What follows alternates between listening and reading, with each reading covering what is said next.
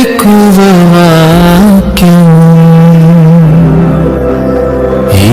దైవవాక్యం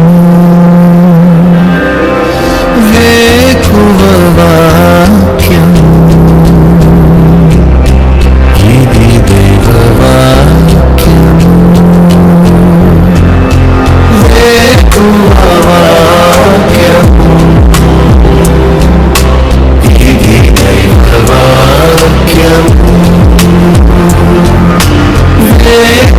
వేకువవాక్యం ఇది దైవవాక్యం.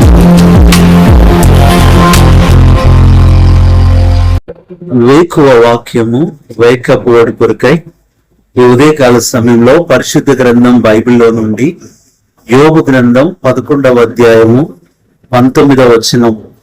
ఎవరి భయము లేకుండా నీవు పండుకుందువు, అనేకులు నీతో విన్నపములు చేసేదరు. ఈ సందర్భము యోబు స్నేహితుడైన నయమాతీయుడైన జోఫరు యోబుతో మాట్లాడుతూ ఉంటున్నాడు. యోబులో పాపముందని, యోబులో తప్పుందని, యోబు ఏదో దేవునికి వ్యతిరేకంగా చేశాడు కాబట్టే సర్వస్వాన్ని అనగా పిల్లలను, ఆస్తిని, ఆరోగ్యాన్ని కోల్పోయాడని ఎంతో నిందిస్తూ ఉంటున్నాడు. ఒక రకంగా చెప్పాలంటే ఈ జోఫరు యోబుకి ప్రాణ స్నేహితుడు. నిజంగా ఈ రోజుల్లో మనల్ని అర్థం చేసుకోలేనిది, మనల్ని అపార్థం చేసుకునే వాళ్ళు, మనల్ని నిందించే వాళ్ళు, మనల్ని బాధ పెట్టే వాళ్ళు ఎవరంటే ప్రాణ స్నేహితులే. ప్రియ సహోదరి సహోదరుడా, నువ్వు దేవుని కన్నా స్నేహితులే గొప్ప అనుకుంటున్నావేమో, కానీ వారు కూడా నిన్ను నిందిస్తారు, నిన్ను బాధ పెడతారు. నిజంగా చెప్పాలంటే ఇక్కడ యోబుతో జోఫర్ అంటున్నాడు, నువ్వు గనక మంచి చేస్తే దేవుడు నీకు బహుమతి ఇస్తాడు, నువ్వు చెడ్డ చేసావు కాబట్టే దేవుడు ఇలాంటి స్థితి నీకు ఇచ్చాడు అని చెబుతున్నాడు. నిజంగా చాలా సార్లు మన జీవితంలో ఏదైనా బలహీనత వస్తే, అనారోగ్యం వస్తే, ఏదైనా ఫెయిల్ అయిపోతే, ప్రయత్నాల్లో ఓడిపోతే, అనుకున్న పని చేయకపోతే ఆదరించడానికి బదులు అనేకులు మనల్ని నిందిస్తారు. నువ్వేదో తప్పు చేసావేమో, నీలో లోపం ఉందేమో, నీలో పాపం ఉందేమో, అందుకని ఇలా జరిగిందేమో అని మనుషులు అంటారు. అలాంటి సందర్భంలో నువ్వు బాధపడొద్దు, నువ్వు దిగులు పడొద్దు. యోబు ఎలాంటి సహనంతో ఉన్నాడో నువ్వు కూడా అలాంటి సహనంతో ఉండు. నీ ఆందోళన నుంచి దేవుడు విడుదలిస్తాడు. నిజంగా ఇక్కడ అంటున్నాడు, ఎవరు భయం లేకుండా నువ్వు ఉంటావు, నువ్వు నెమ్మదిగా పండుకుంటావు. నిజంగా ఈ రోజుల్లో ఆహారం తినాలన్నా దేవుని కృప ఉండాలి, భోజనం చేయాలన్నా అలాగే నిద్రపోవాలన్నా దేవుని కృప ఉండాలి. అందరూ సంతోషంగా నిద్రపోలేరు, అందరికీ నెమ్మదిగా నిద్ర పట్టదు. కానీ దేవుడు తన ప్రజలకు ఇస్తాడు. వారు నిద్రించుచుండగానే ఆయన వారికి ఇస్తాడని 127వ కీర్తన 2వ వచనం ఉంటుంది. ఎందుకంటే ఎలాంటి దుష్ట శక్తులు గాని అపవాది కానీ మిమ్మల్ని ఏమి చేయలేదు. దేవుడే మీ చుట్టూ అగ్ని ప్రాకారంగా ఉంటాడు. ఇంకొక మాట అంటున్నాడు, అనేకులు నీకు విన్నపం చేస్తారు. నిజమే ప్రియ సహోదరుడా సహోదరి, ఈరోజు నువ్వు అందరినీ అడుగుతున్నావు, అందరి మీద ఆధారపడుతున్నావు. ఒకరోజు వస్తుంది దేవుడిని ఏ స్థితిలో ఉంచుతాడంటే వారే వచ్చి నిన్ను అడుగుతారు, నిన్ను అడుక్కుంటారు, మాకు అది చేయవా ఇది చేయవా అని బ్రతిమలాడుతారు. కాబట్టి ఇప్పటి నీ స్థితిని చూసి బాధపడవద్దు. తర్వాత దేవుడు ఇవ్వబోయే గొప్ప స్థితి నీకుంది అని నువ్వు గుర్తుపెట్టుకోవాలి. ఇక్కడ మనం చూస్తే మొట్టమొదటిగా ఎవరి భయము లేకుండా అంటున్నాడు. నిజమే, ఈ రోజున దేవుడు భయము లేకుండా చేస్తాడు. ఇర్మీయా 46:27 ఎవరి భయము లేకుండా యాకోబు తిరిగి వస్తాడు. హెజ్కేలు గ్రంథం 34:28 ఎవరి వలన భయము లేకుండా వారు సురక్షితంగా నివసిస్తారు. జకర్యా 3:13 వారు ఎవరి భయము లేకుండా విశ్రాంతి గలవారై అన్నపానములు పుచ్చుకుంటారు. నిజమే ప్రియులారా, దేవుడు భయం లేకుండా చేస్తాడు. ఇప్పుడు ఏ శోధనలు, ఏ కష్టాలు, ఏ ఇబ్బందులు నిన్ను బాధ పెడుతున్నాయో ఒక రోజు వస్తుంది, అవి లేకుండా దేవుడు చేయగలడు. ఏమి లేకుండా చేయగలడు. రోమా 4:17 ఉన్నవి లేనట్లు లేనివి ఉన్నట్లు చేయ శక్తిగల దేవుడు నీకున్నాడు. ఈ ఉదయకాల సమయంలో నిన్ను బాధ పెడుతున్న బాధలు, ఇబ్బందులు అవన్నీ లేకుండా చేయటానికి దేవుడు శక్తిమంతుడు. అందుకని మొట్టమొదటిగా ఈ యోబు 11:18 భయము లేకుండా దేవుడు చేస్తాడు. రెండవది చూస్తే ఎస్తేరు గ్రంథం 9వ అధ్యాయం 16వ వచనం, తమ పగవారి వలన బాధ లేకుండా నెమ్మది పొందిరి. రెండవది దేవుడు బాధ లేకుండా చేస్తాడు. అనారోగ్య బాధల, ఆర్థిక బాధల, శత్రువుల బాధలతో ఉన్నావా, చెప్పుకోలేని బాధలతో ఉన్నావా, దేవుడు బాధ లేకుండా నిన్ను చేస్తాడు. మూడవది చూస్తే మొదటి దినవృత్తాంతముల గ్రంథం 22:18 చుట్టూనున్న వారి వలన తొందర లేకుండా ఆయన మీకు నెమ్మదిస్తున్నాడు.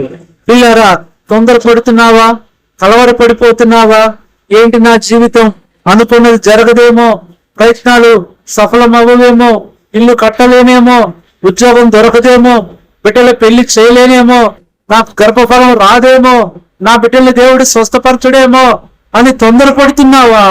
తొందర లేకుండా దేవుడు నీకు నెమ్మదిస్తాడు. ఇది మూడవదిగా చూస్తున్నాం. నాలుగవదిగా చూసినట్లయితే యోహాను సువార్త 3:34 దేవుడు తాను పంపిన వానికి కొలత లేకుండా ఇస్తాడు. ఈరోజు ఏదైతే లేదనుకుంటున్నావో, ఏదైతే తక్కువగా ఉందనుకుంటున్నావో, ఇరుకులో ఇబ్బంది పడుతున్నావేమో, చాలని జీతంతో ఎంతో శ్రమ పడుతున్నావేమో, ఆహారం కూడా సమృద్ధిగా తినలేని పరిస్థితుల్లో నీ కుటుంబం ఉందేమో, దేవుడు కొలత లేకుండా ఇచ్చే ఒక దినం రాబోతుంది. ఐదవదిగా చూస్తే రోమా 1:9 ఆటంకం లేకుండా. ఈరోజు ఎన్ని ఆటంకాలు వస్తున్నాయి. మనుషులు ఆటంకపరుస్తున్నారా, పరిస్థితులు ఆటంకపరుస్తున్నారా నువ్వు అనుకుంటున్నావు, కానీ వారు ఆటంకాలు కలుగు చేస్తున్నారు. దేవుడు ఈ ఆటంకములన్నిటినీ కొట్టివేసే రోజు ఒకటి ఉంది, ఆటంకము లేకుండా. ఐదవదిగా చూస్తే తులసి 2:14 మనకు అడ్డము లేకుండా దాన్ని ఎత్తివేసి. ఈరోజున ప్రియులారా, అడ్డము లేకుండా చేస్తాడు. ఎవరు నీకు అడ్డుపడుతున్నారు? నీ సంతోషాన్ని కట్టుపడుతున్నారా? నీ విజయాన్ని కట్టుపడుతున్నారా? అవి మనుషుల పరిస్థితుల. ఒక దినం వస్తుంది అడ్డములు లేకుండా దేవుడు వాటిని తీసివేస్తాడు. తర్వాత మనం చూస్తే ఆరవదిగా మొదటి దశలోనిక 4:11 మీకేమీ కొదువ లేకుండా అంటున్నాడు. కొదువ లేకుండా ఆయన చేయగలడు. ఏం కొదువతో ఉన్నావు? ఏం కొదువ నీ దినాన నిన్ను బాధ పెడుతుంది? ప్రియులారా, కొరత లేకుండానే కాదు, కొదువ లేకుండా చేస్తాడు. కొరత అనేది ఎక్కువ విషయాలు చూపిస్తుంటే, కొదువ అనేది తక్కువ విషయాలు. చిన్న చిన్న కొదువతో నువ్వు ఇబ్బంది పడుతున్నావేమో. కొన్నిసార్లు చిన్న కొదువే పెద్ద నష్టాన్ని మనకు కలుగజేస్తుంది. ప్రభు అంటున్నాడు, ఆ కొదువ లేకుండా చేస్తాను.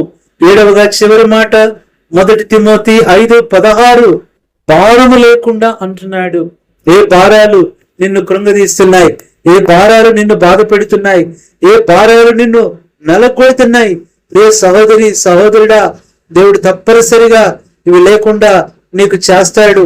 ఆ గొప్ప జ్ఞానవంతుడైన దేవుడు, ఆ సామర్థ్యవంతుడైన దేవుడు నీకు సహాయం చేస్తాడు.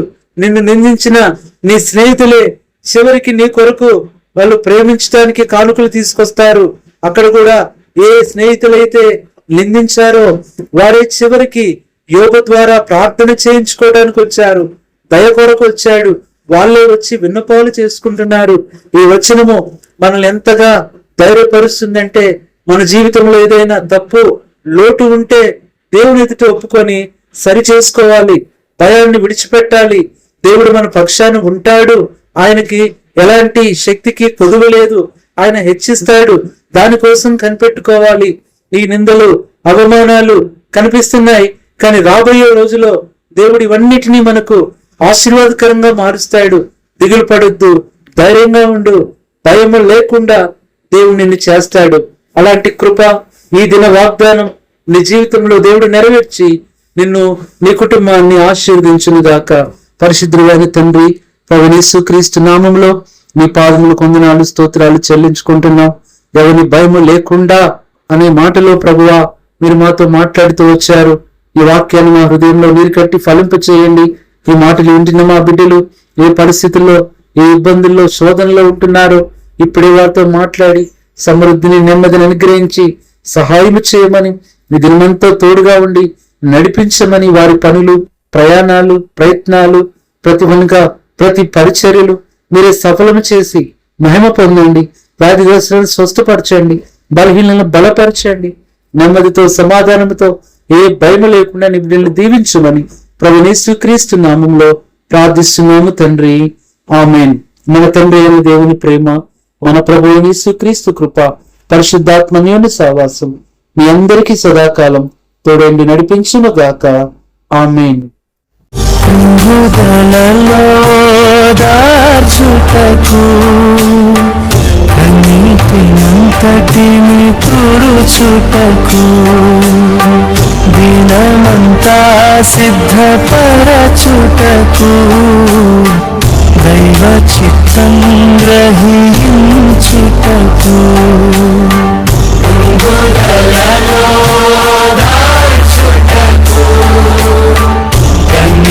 కన్నీటినంతటిని తుడుచుటకు దినమంతా సిద్ధపరచుటకు దైవ చిత్తం గ్రహించుటకు వేకువ వాక్యము